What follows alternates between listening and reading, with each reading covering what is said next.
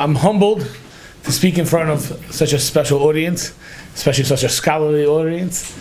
I'm also humbled to be included in this special chevra called Avalon. I try it every morning, and I see this Shiur is really a debut into the Avalon. Thank you very much for accepting me. Let's try to spend a few sessions, a few times together, and to go through the basics of Jewish history, to start from Bria Sa'ilam. And I would like to try to see if we can get this into a 6-part series that we will cover the basics of Jewish history. And as the title says, getting through whatever, the Blat Gemara, that's one way to put it. Oh, certainly, Be'ezras Hashem, we should have a much better appreciation of the Blat Gemara. But I think more basic than that is that we'll have an appreciation of who we are. So I don't know if that would have been such a good title that everyone wants to know who they are. But an appreciation of the Blat Gemara is always easy. So if, let's say we'll have 6 points, just to remember what we're going to have. The first one should be from Bria Sa'ilam until Avraham Avinu. The second one from the Avos until Churban Bayis Rishon. The third one is Bayis Sheni. The fourth one would be Tanam, Amoraim, and let's say Rishonim and or Achronim, however it would divide itself. That is the goal, to have the 6 things. So let's try to talk about 7 things, how we're gonna divide it. But let's say really tonight is from Bria Sa'ilam until Avram Avinu, which I think is so important to appreciate where we're starting off on history and where we're heading on history is so important to understand from Bria Sa'ilam. Okay, so we're starting with Bria Sa'ilam. Bria Sa'ilam, we know, Bereshis bara Elokim eis hashamayim v'ha'aretz. In 1 split second, HaKadosh Baruch Hu created the world. Great. HaKadosh Baruch Hu created the world in 1 split second. And then, HaKadosh Baruch Hu created man. Now, HaKadosh Baruch Hu's plan in creating man was that Ani amarti Elohim atem, uvnei elyon kulchem. I said that man is going to be is almost HaKadosh Baruch Hu, is almost a God. Like, there's going to be Kina and Maisa Bereshis. They're going to look at man, they're going to look at Adam, and they're going to think that he is HaKadosh Baruch Hu. They're going to think that he is Hashem. Adam Arishan was created because HaKadosh Baruch Hu wants to be Meitiv Lebruach. HaKadosh Baruch Hu wants to give good to Lebruach, to everyone else. And therefore, in order for Hashem to give good for everyone else, the only way that they could appreciate good is if they choose HaKadosh Baruch Hu. And therefore HaKadosh Baruch Hu wanted to create someone that will decide to choose HaKadosh Baruch Hu. As we know, what's called Nabed Kisufa. If you're just given good for free, you don't really appreciate it. So if you work for the good, now you'll appreciate it. So let's start over. HaKadosh Baruch Hu created man because HaKadosh Baruch Hu wanted a man to work for his earnings. How will a person work for his earnings? By choosing HaKadosh Baruch Hu and appreciating that Hashem has what to offer. Great. So HaKadosh Baruch Hu creates man, and in order for man to have the bechira to choose who he's going to be, to choose that he wants to be with Hashem, he obviously has to not have Hashem in the picture. And he has all the different ways in front of him, and he decides that he wants to go with HaKadosh Baruch Hu. So Hashem hides himself, and the person has the ability to go totally against Hashem, and even so he'll choose Hashem. And now Hashem says, you see, you did well, and therefore I can give you schar. Now the whole world was only supposed to take 6 days. 6 days of creation. Adam Arishan was created on Erev Shabbos Kodesh. Adam Arishan was created on the 6th day. And Hashem said, you have one small mitzvah, don't eat from the Eitz Hadas. Go, I'll time you. If you could hold out from not eating on the Eitz Hadas until comes Shabbos Kodesh, the party begins. It's Mamish L'Yom Shekulei Shabbos. We're holding the end of days. Unbelievable. It's all done. You see, I created a person, I gave him a mitzvah, he had all the ability not to listen to me. I was totally hidden. And all you have to do is just not listen. La'avdo l'shamra, very good, done. I can give you schar. But it took a left turn, and suddenly Adam Rishon goes and he eats from the Eitz Hadas. And now Adam Rishon smashes that whole entire plan. And now suddenly hold on. I mean, Kidu, it's not true. I don't want to say it this way, but like, oh no, hold on. We're not going as planned. Like, we had a whole thing of how it's going to work, and then HaKadosh Baruch Hu could create Adam Rishon, that he worked for his own schar. I could give him all the schar in the world, and that's not the way it's working yet. Adam Rishon didn't listen. So now Adam Rishon was just memayit tzurasoi. Hiniach olav HaKadosh Baruch Hu kapoi umiatoi. Now Adam Rishon just went down. So the first downfall of Adam Rishon is that he ate from the Eitz Hadas. Okay, he ate from the Eitz Hadas. Now he's going to have to bring himself back up. Now he doesn't just have a few hours of Erev Shabbos Kodesh to fulfill his tafkid. Now he's going to have to fulfill his tafkid in much longer. Okay, comes a few generations later, and then comes Dar Enosh, 2 generations. Adam Shas Enosh, his grandson. In those days, they suddenly realized that Hashem is so far, and whatever the case is, there is Avodah Zarah in the world. So suddenly there's Avodah Zarah in the world. Suddenly they realize that Hashem is too hard, is too real to work with. Just as an aside, just to appreciate what Avodah Zarah is, a beautiful, beautiful mashal from Reb Simcha Wasserman, and it really gives us an appreciation of what Avodah Zarah, which took thousands of years, still today Avodah Zarah is in the world. What is Avodah Zarah? Such a beautiful mashal from Reb Simcha Wasserman's Chena Vracha, and he said Avodah Zarah could be compared to like a Walmart, like a department store. They have a department store, and it has a place that you could buy, a Target. There's a counter for the electronics, and a counter for the cosmetics, and a counter for the groceries, and a counter for this, and a counter for all the different things. And you come into the store, and you want to buy a camera that's $750. Now, you don't have $750, so what are you going to do? So you make friends with the guy behind the counter, and you make good friends with him. You come back the next day, you're good friends, and then you say, do me a favor, for $100, maybe you could just slip a camera across the counter, and I'll take the camera. And you make good friends, and therefore he gives you the camera, and he says it fell, and it was no good, and whatever, it broke, whatever case is, he writes it off. And he gives you the camera. For $100, you just got the camera. What happens now? You get your camera. The person who gave you the camera had the ability to give you the camera, but Target loses out. And you go to the guy about the cosmetics, and you say, do me a favor, go give me this cologne that I want. It costs, $200, no problem. For $10, you make a good deal with him, and he gives it to you. And now you got your stuff, only costs you $10, and great. And suddenly you corrode the whole entire system. Suddenly there's too many write-offs as losses, Too many things are falling and breaking on their cheshbainis, and then eventually Target loses out. So Avodah Zarah is that Kadosh Baruch Hu gave a koyach into the bria, and the kechavim u'mazalos different things. If you could pacify this kechavim u'mazalos, he has the ability to slip you a camera under the counter. He has the ability to give it to you because he's in charge of it. And you're machish the koyach of Pamal Shamayla. That's a mechashefa, a meloshin, to be machish the koyach of Pamal Shamayla. So therefore, to deal with Hashem is very hard. If you're good, you get it. If you're not good, you don't get it. There's no pulling the strings behind behind the counter. Like, how could I try to get it?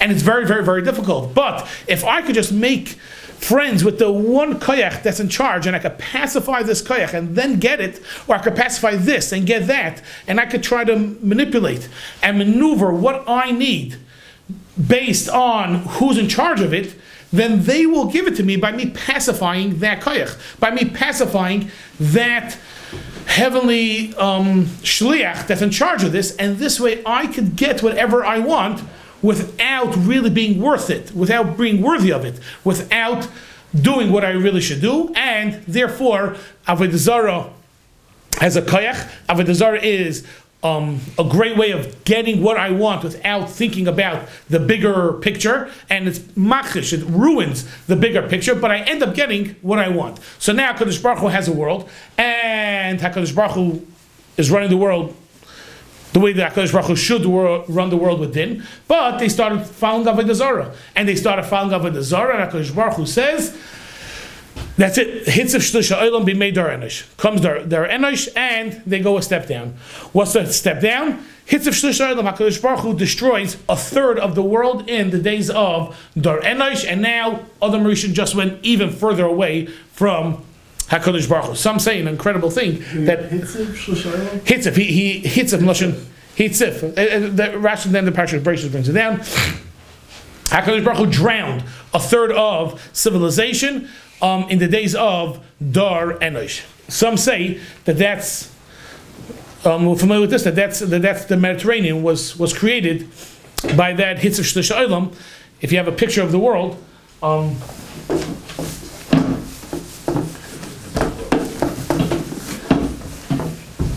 if you have a picture of the world, a very terrible picture, this would be, we're going to come back to it, so this would be Europe, and this is more or less Africa, and then there's India and Saudi Arabia, and then this is Asia, and this is Europe, and this is Africa. So this is more or less the whole world. This is Eretz Yisrael, Mamish in the center of the whole world. And this here, Morocco and Spain, are very, very, very close. Very, very close by. And it's just, the Rock of Gibraltar is smack in the middle, and this is the Atlantic. And some say, Hitzif Shlish Olam means that HaKadosh Baruch Hu just went over and created the Mediterranean. The Mediterranean was created, I have the curse like this, that the Mediterranean was created in that Hitzif Shlish Olam, and that's Mamash. The whole thing is surrounded by land, and that Rock of Gibraltar just went over and spilled into to create the Mediterranean, and that became the Mediterranean permanently. That means underneath would be civilizations of 5,000 years ago, which, I mean, it was only 2 generations of people. I don't know how many people it was. Shlish Olam, I don't know how many people that would be. Anyways, like, whatever. It wouldn't be that many people. But Hitzif Shlish Olam would be creating the Mediterranean, and there again, that's another letdown in the cycle of man, that now we have Hitzif Shlish Olam because of that. Next, now comes the Dar Mabul. The Dar Mabul, which will get really going very far. The Mabul was in the year 1656, 1656, was Noach. And now HaKadosh Baruch Hu says that totally that's it. Lo yodan ruchi ba'olam b'shagam hu basar. That's it. No one is even thinking about me. Nobody cares about me. They're taking whatever they want. There's no rule. There's no system at all to the world. There's nothing left in this world. It's time to destroy the whole entire world, and we are going to I guess start again. We know HaKadosh Baruch Hu was Barei Olam Machrivam, and that's it. It's even a lower thing, except it was Noach, and Noach Matzachem Beinei Hashem, and therefore Noach saves the world, and we come out from Noach. An incredible thing, a beautiful observation, a beautiful way to see it. Rav Hutner writes that Noach comes out of the Teva, and he brings a carbon. And HaKadosh Baruch Hu Vayarach Hashem Esreach and Yichayach, Hashem smells the smell of the carbon, and Hashem says, I'm no longer going to destroy the world because of Adam. No more. No Dar Mabul anymore. We're not destroying the world. So we think of it, and we're like, you could have thought of this a year ago. We would have thought of this a year ago. We wouldn't have had a Mabul. Now you bring a carbon. Now, like what happened over here? The answer is fakert. You have to hear the words with a different niggin. That the Adam is no longer great anymore. I will never destroy a world for this Adam. I created a person, and I thought this person is the greatest in the world. I gave him the power of Bechira. I gave him the power. Ani amarti elehim atem. I said that you are godly. I said that you have all the power. Definitely I'll destroy the world because of Adam. Now HaKadosh Baruch Hu realized that he destroyed the world. So Adam Arishain said, Hashem, with the reich and nichayach of the carbon, Hashem, don't take Adam so seriously anymore. Don't take them so seriously. Treat us as immature as we are, and therefore you'll never destroy the world again. And that's what HaKadosh Baruch Hu did. And therefore, again, Adam is again thrown down, that they can no longer, they're no longer in control of the world, and Adam is again thrown down of Layadain Ruchi Ba'adam. They can't be trusted to run the whole entire world. Hashem is not being present in all their actions. Hashem is not being seen through them, and therefore they are not going to be in charge of the world anymore, and therefore I won't destroy the world because of them. And therefore HaKadosh Baruch Hu, he couldn't have done it before the Dar Mabul. The Dar Mabul, the damage was already done. But Mikanu Laba, from now on, Hashem will not destroy the world because of Adam. And again, Adam is now set back, another setback. And this is the special Adam, is even lower. Great. So now that is Dar Hamabel, and it comes out Dar Hamabel. Now, they come out of the Mabel. Before we go on, any questions, any comments? Time to shoot, anyone? No? That means, like we just said, no, there's two ways to look at it. Either everyone's sleeping and no one really cares, or... But the Zohar took care of 1/3, and what took care of the other 2/3? No, it was not a question of taking care of 2/3. It was like reduced 1/3. Exactly. It was more like a shlish olam is going to be wiped out. I mean, what's the lumdus of shlish? Okay, there must be something to the shlish. Rabbi Doctor, can you tell me a comment? Not in front of everyone. Okay, I appreciate that. Thank you very much. Okay. Okay, so I want to. So the question, when you say that there was the avodah zarah, so each person was as it were making a bargain with someone. That department head, yeah. That koyach to get what he wants. The one in charge of money will give me money. The one in charge of rain will give me rain. But I imagine we're understanding that it's the Kodesh Baruch Hu responding and saying, "I'm going to let you have this," because there is no. Is there a koach, or is it that avodah zarah is that we simply look at something and think there's a koach, but the koach is the Kodesh Baruch Hu being hidden behind it. You know, there's no reality to avodah zarah. When you say any of the names of the Baal in particular, right, or Ashtoreth, there's nobody there.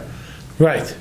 So, but there is a koyach because HaKadosh Baruch Hu created mazalis. The Ramachal goes through that HaKadosh Baruch Hu gave the koyach into that mazal, and now that mazal is somewhat on its own, given his resources. A subcontractor, you want to say that way? Okay. I mean, yes, HaKadosh Baruch Hu gave ki'ilu, the energy, into that. Now, it's very possible the energy comes from a person. The energy comes from a person, because a person is a chiluk al-kamimal, and therefore he has some of that infinite energy, and he's supplying that infinite energy to that koyach. So the Taurus is not necessarily believing that there's a koyach, it's that thinking that koyach has its own independent existence outside Kodesh Baruch Hu. Correct. Or, if I could just add another thing, manipulating that koyach to do my small-minded will, rather than a bigger picture, and appreciating that it's all from Hashem, and Hashem is everything. Hashem is everything. But I really want to speak about avodah zarah, and when we get to Avraham Avinu, just okay. Well, one more. Great. Okay. So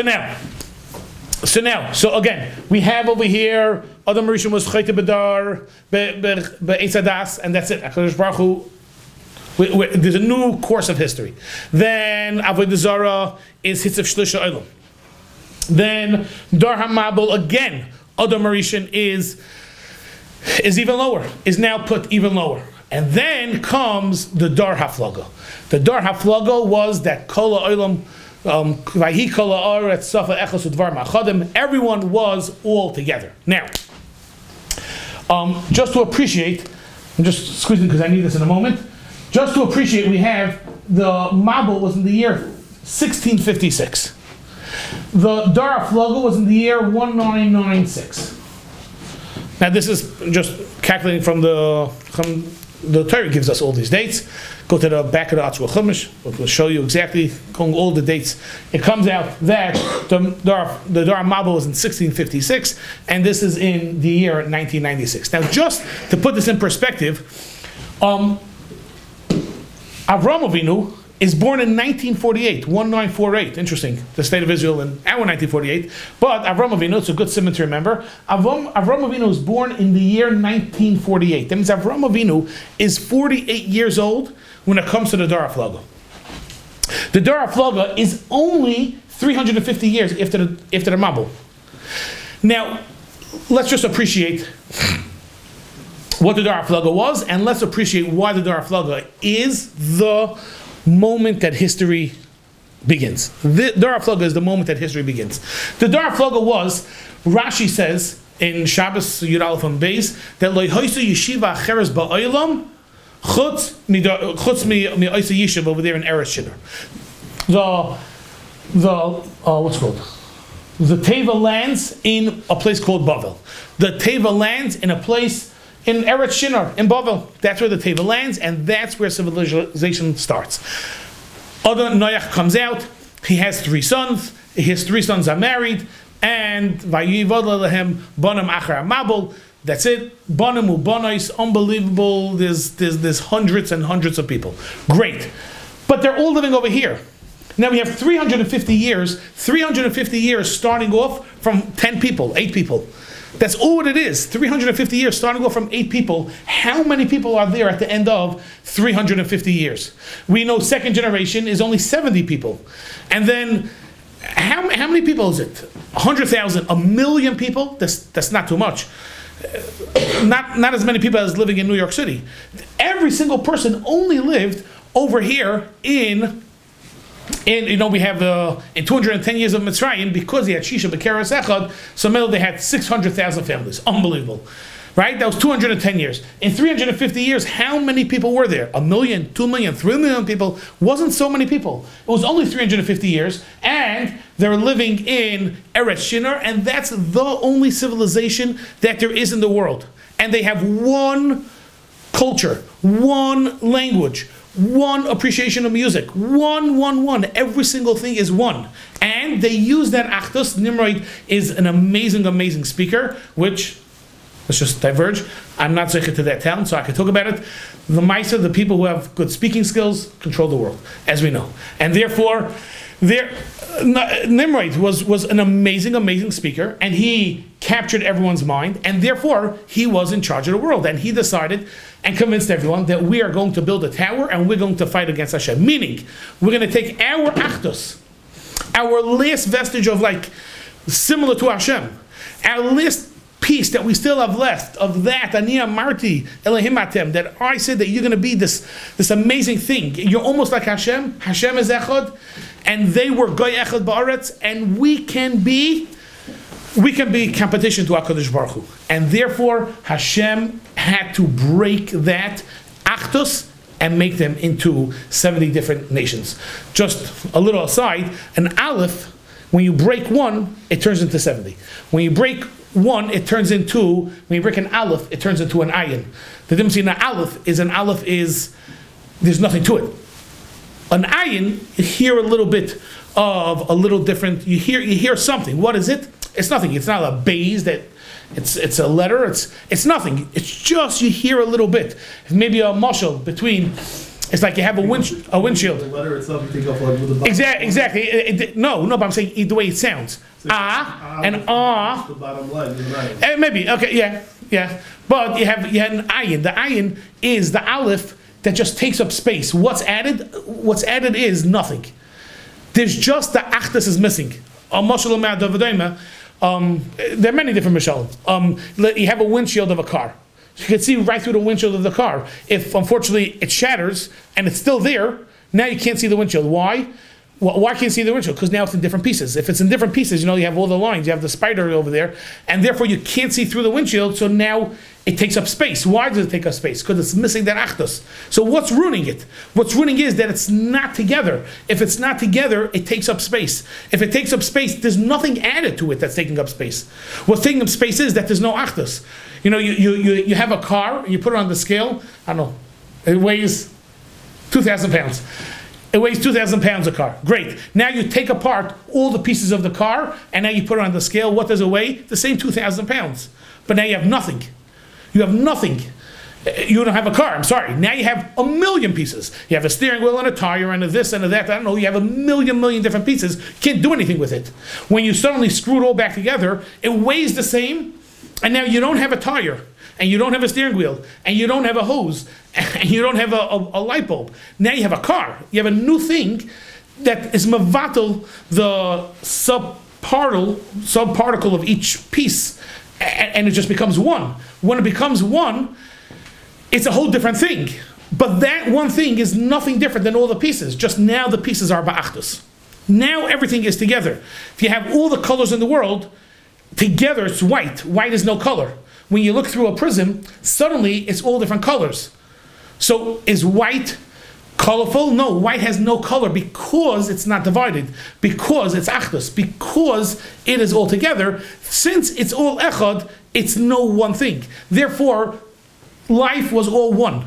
The whole vayhikol haaretz safa echas udevarim achadim. Every single thing was one. There was no different types. And suddenly, boom, Hashem said, we're going to be mamayit tzuras Adam even more. We're leaving go of tzuras Adam even more. And now we are going to have 70 different nations. What does it mean, 70 different nations?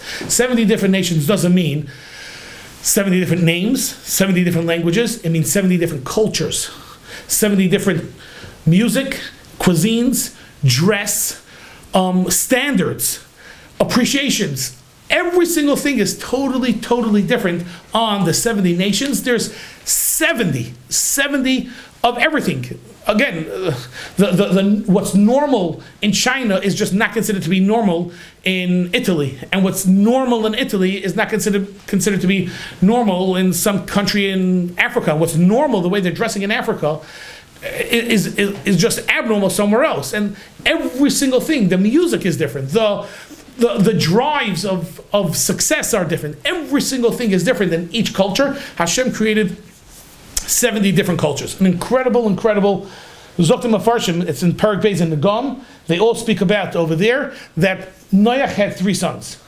There was Europe, Asia, and Africa. An amazing thing. Yefes went to Europe. And Yefes is Europe. And Europe are white. And they're more sichli. Europe is all the cultures, is Italy, the Italian. Should we talk about music? Should we talk about culinary skills? Universities of Italy, of Spain, of Germany, very different from each other. Russia, all the different ones are all in Europe. They were sichli. And then the opposite was Chum. Chum was in Africa, and they're very gufni. And Africa is a whole different way, but they are known to be very, very gufni in how they dress and how they eat and how they capture their monkeys to eat. Everything is just very, very. It's not whatever. It's not what we would consider to be civilized. It's not sichli at all. It's very gufni. That is their twist. And it's over there in the Mishnah. The Mishnah is talking about within the Gum that lo yareha garmani kareha kushi. Looking at a marin negam on a white-skinned person is not going to be kareha kushi. It's going to be on a dark-skinned person. It's just going to be the shade of the white. It's just going to end up being different. And then in the middle is Asia is Shem. Shem are very ruchni. They're ruchnius.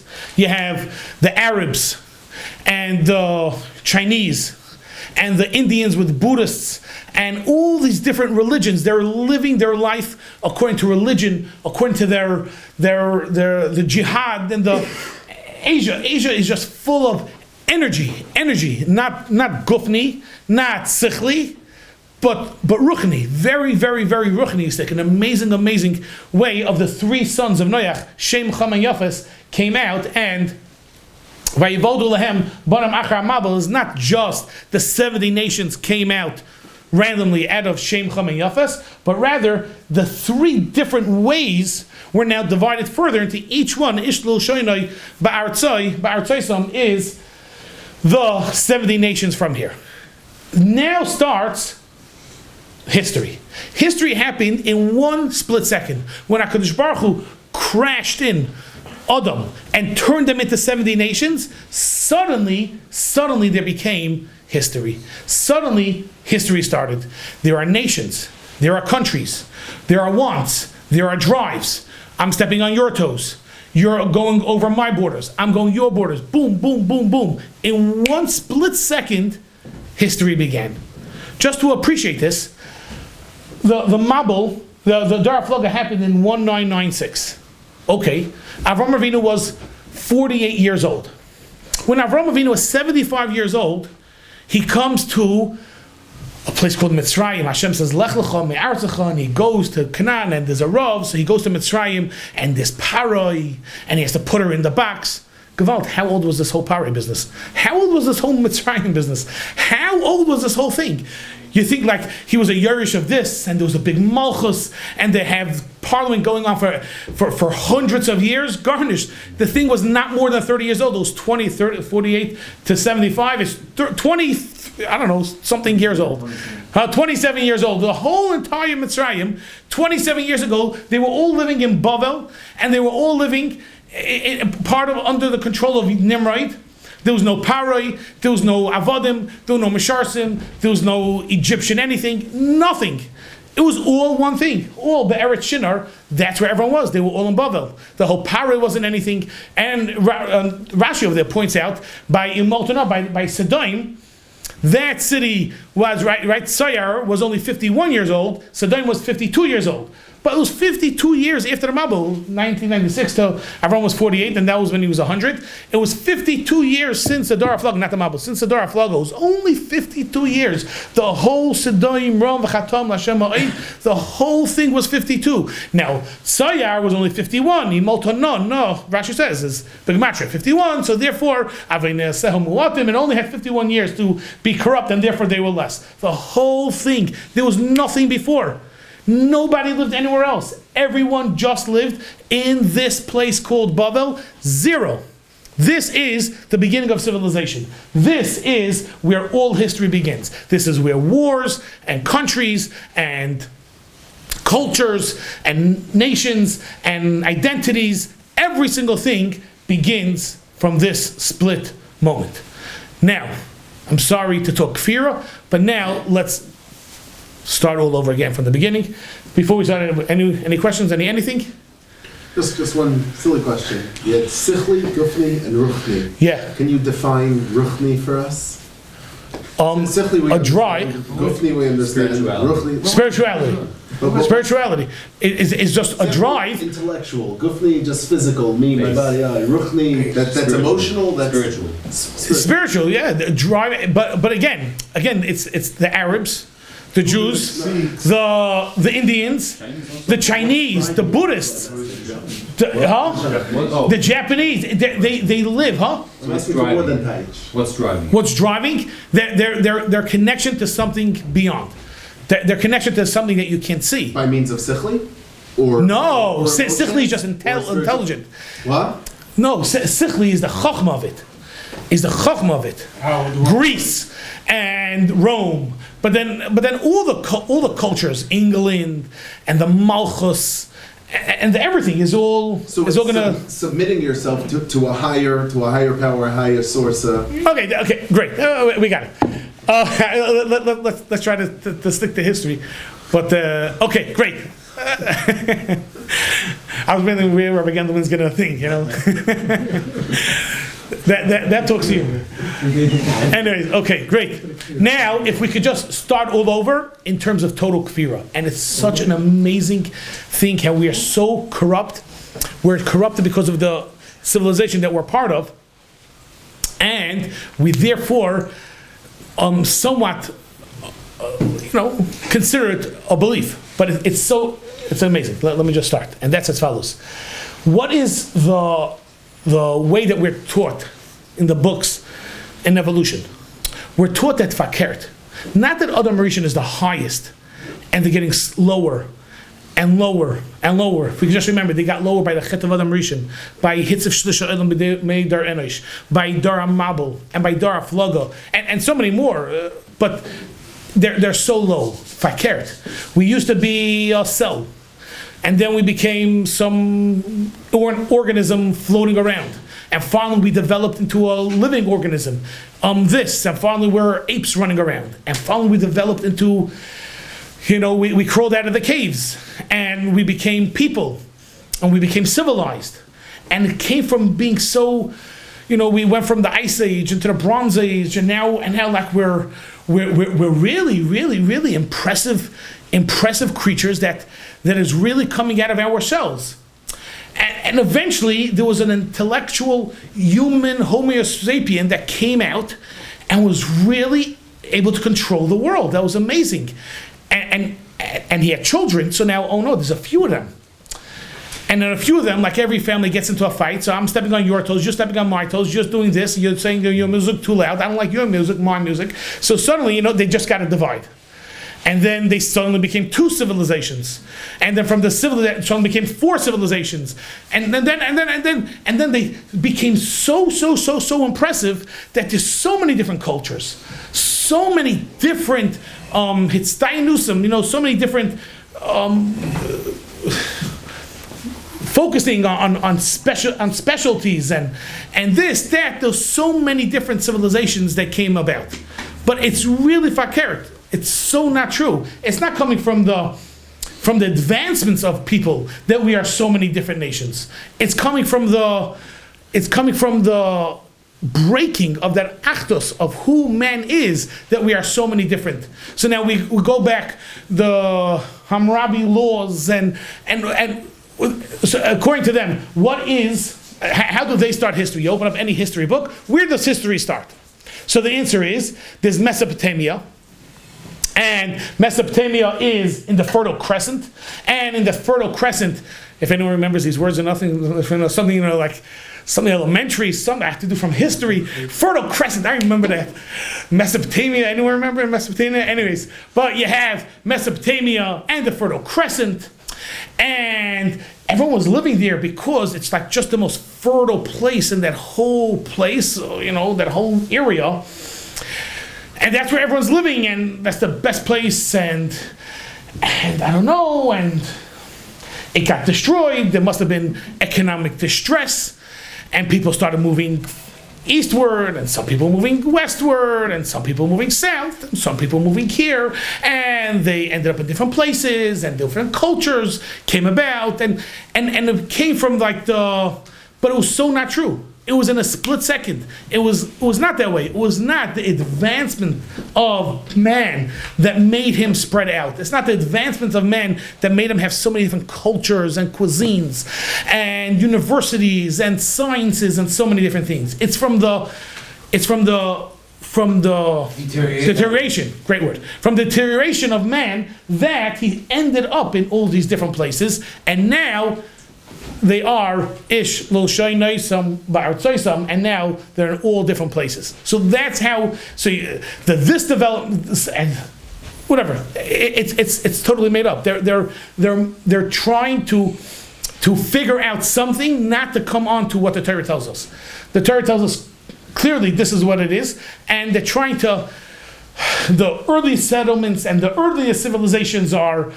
I don't know this, but for some reason they all come at it's about this time of year. There's no question. It's about 3,000-4,000 years ago is when all these things happened, and whatever. But we don't even have to get into all the different civilizations. This civilization, and they hold the civilizations were from this, and they started all these different convoluted, trying to piece together all old facts and then trying to create some story around it. How did this mummy look? So you put your, some sophistication and some imagination together, and you have a picture of how King Pharaoh looked. It doesn't mean that's how he looked. It means that if you put things together, that is how you're going to. But the Torah has a clear way. Except you have to say that there's God in the scene. So that they don't want to do, and therefore they have to come on to a different thing. But saying there's HaKadosh Baruch Hu in the scene, and HaKadosh Baruch Hu is manipulating events, and Hashem is setting it up, that's how it happened. That the civilization started in one split moment, and that was at the days of the Dar Haflag. Okay, now comes... Yeah, about the monkeys also. That's beautiful. That's beautiful. There is a Gemara, so there's just an uncanny resemblance between man and ape. But the Gemara in Sanhedrin says exactly opposite. This my father used to always tell me. He used to always tell me this, that the Gemara in Sanhedrin tells us that by the Dar Mabul and by Dar Mabul and Dar Flag, I forgot which one. They were so bad that Hashem changed them into kupim upilim, changed them into monkeys and elephants. That's why we say the bracha of Mishana Brias, because Hashem changed the Brias by monkeys. Meaning, you're right. We are very similar to monkeys. Not that we grew out of monkeys, but we could be so bad and we could be so far away from reality and so far away from Hashem that we will actually turn into monkeys. We could end up into monkeys. Not we grew out of the monkeys. We didn't advance from them. We could deteriorate into them. So you're right, there's an unbelievable resemblance to them, but not that we're coming from them, but rather we could ruin ourselves until we're them. Great, so now comes civilization. Civilization happens. Now HaKadosh Baruch Hu is like we're far, far, far, far away from that Ani Amarti Elihim Atem. We are so far away from that Achdus. And then comes one person, and his name is Avram Avinu. And Avram Avinu changes civilization. Avram Avinu has no yichus. He's not from any special family. He's not rich. He's not powerful. He is nothing. He has one thing going for him, and that is his unparalleled conviction. He was so faithful to Hashem, and he said, I am going to follow Hashem, and there is a Boirei Olam in this world. Now, if I could just back up on this, what does it mean? There is Yesh Baal Lebir Azois. He said, is it the wind? Well, the wind is up, but then is it the fire? Is it the water? The water could put out the fire, but then the fire could put out the water. And so what is it? Maybe Moshe Lamad Davadayma, like you have a building. So who's in charge of the electrical to build the building? The electrician. He hires an electrician and the electrician. And who's doing the plumber? Who's doing all the plumbing? The plumber. And who's doing the bricks? You know, the masonry, I don't know, that guy. And who's doing this? That guy. Every single person has their job. Every single thing is being taken care of. But no one is on top of them. If no one's on top of them, nothing is going to come out. He's going to have his electrical work, and it's not going to be coordinated with the plumbing. It's not going to be coordinated with the flooring. It's not going to be coordinated with this. Nothing is going to be working out. There has to be one project manager. There has to be one person. Now, what does that project manager do? Nothing. He doesn't do anything. But, is that true?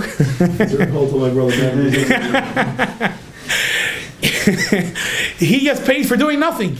But nothing can happen without him. Because if there is no him, then nothing gets done. Everyone has all their koyches. And Avram Avinu said, you're right, there's a koyach, there's avodah zarah, and you're all bowing down to the wind, and the wind is going to help you out. And you're bowing down to the fire, and you're bowing down to this, and you're serving, and that's great.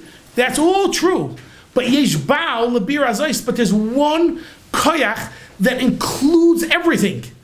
And that one koyach, again, you can't fake a raya. You can't talk to just this one koyach without affecting another koyach. Because there's a Baal Lebir Azois. There is one HaKadosh Baruch Hu. He came with the monotheistic, that there's one God in the world. There's just one. And it is the Melech Malchei HaMelachim. It's the one in charge, Adonai HaAdonim. He's the one in charge of all of these koyches. And therefore, it's all interrelated by this one Baal HaYecheles Kulam, by HaKadosh Baruch Hu. And therefore, he was on a mission that there is this. And he was taunted. And he was thrown into the fire by Or Kasdim. And no one believed him. And everyone made fun of him. And he realized that HaKadosh Baruch Hu created a world so that everyone should recognize HaKadosh Baruch Hu. If everyone should recognize HaKadosh Baruch Hu, it's his job to make everyone recognize HaKadosh Baruch Hu. And he went on to outreach, and he got everyone to recognize HaKadosh Baruch Hu by, doing similar to Rabbi Selengut does, by being unbelievable in chesed. And then everyone came to, right, he had his Vayita Eisha Bever Shava. He had his tent that had 4 doors, so everyone would pass by. Imagine this hot traveler is coming by, and he needs to sit down. He needs to relax, and he comes to sit down in this air-conditioned place, and he has a good meal, and he washes his feet, and he unwinds and all this, and he comes and he says, okay, let me pay. He says, no, it came here all by itself. What do you mean came in by itself? No, it came in by itself. It didn't come in by itself. No. The answer is, I'll tell you the truth. There's a Bashefer. Don't give me food. Thank HaKadosh Baruch Hu, because HaKadosh Baruch Hu is the one. And they were already in this feeling of gratitude, and they wanted to feel subservient, and they wanted to express their appreciation for what they did. And he focused that and channeled that to HaKadosh Baruch Hu, and he spread the world of HaKadosh Baruch Hu to the whole entire world. And suddenly, people started talking about HaKadosh Baruch Hu. And suddenly, HaKadosh Baruch Hu was starting to become something, and he was chased out, and he was made a joke, and he was not everything was going against him, and Hashem did not speak to him until he was 70 or 75 years old, if the person of Psalm was 70, and therefore HaKadosh Baruch Hu didn't speak to him, and he was on a mission. And then HaKadosh Baruch Hu said, done. Lech lecha, v'avarechecha, v'agad l'shmecha, v'yei bracha, v'nivruchu b'cha kol mishpachos ha'adama. Unbelievable. HaKadosh Baruch Hu said, you are going to be the person that I was waiting for. Atem kriyim adam, ve'einu mesa'olam kriyim adam. The adam that I'm waiting for, that got so deteriorated, and that got so destroyed, and is so lost, now we found the Adam. This is where the whole entire world. And now we could rewind. I'm not going to destroy the whole world before Bavor Adam. Hold on, HaKadosh Baruch Hu is about to give it.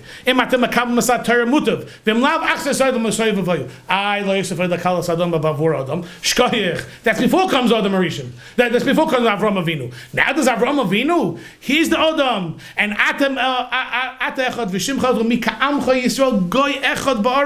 we have back to Achdus, back to the world is back. There's no Ma'avodah Zarah, and we're trying to go back to Adam Arishan Koydem Achet, and we're trying to now the job of Adam in this Welt is to go to be Bnei Avram, Yitzchak, v'Yaakov, and bring it back to those few hours of Sheshes and Mebrachos that we just had to do it. Instead of being 6 days, it's going to be 6,000 years. And then finally, at the end of the 6,000 years, comes Shabbos Kodesh, and then the job is done. And then the job is done. Now, the fascinating thing about Avram Avinu. So Avram Avinu, there was 70 nations. Mamish, a fascinating thing. I only realized this by mistake when someone was challenging me once, and I realized this, an amazing thing. We have 70 nations. Okay, so we have 70 nations. And then we have Avram Avinu. Now let's try to think, who is the 70 nations? Anyone? 70 nations? Anyone give me anyone of the 70 nations? Mitzrayim. Summer. What was that?